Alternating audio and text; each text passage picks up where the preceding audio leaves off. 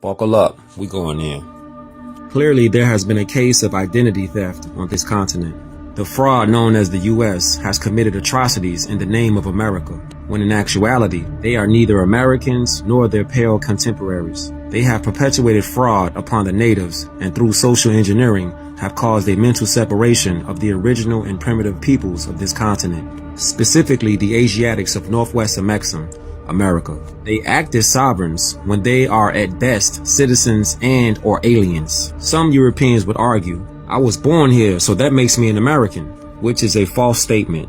Your geography doesn't determine your nationality. It is your bloodline, consanguinity, and ancestral lineage that does so.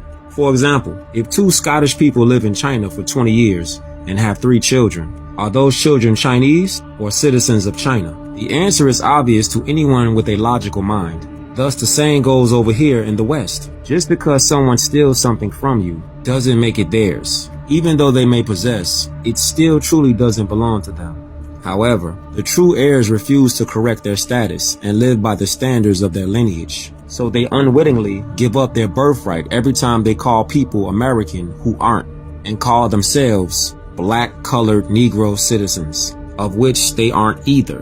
Book reference. What does consanguinity mean?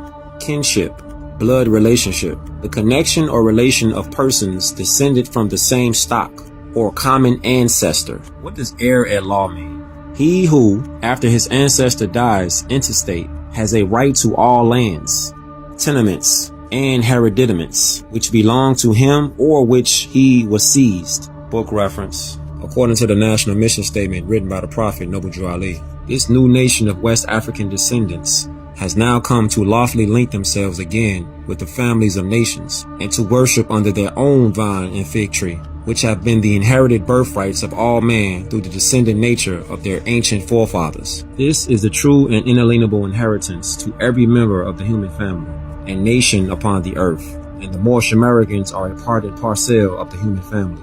True history declares that the Moorish Americans, seeds of the ancient Canaanites from the Holy Land of Canaan, are the original inhabitants of all the Americas, whether by legacy or dormant conditions of servitude. No other people can rightfully make this indigenous claim, including the so-called Indian tribes that followed centuries later, save the Moorish nations.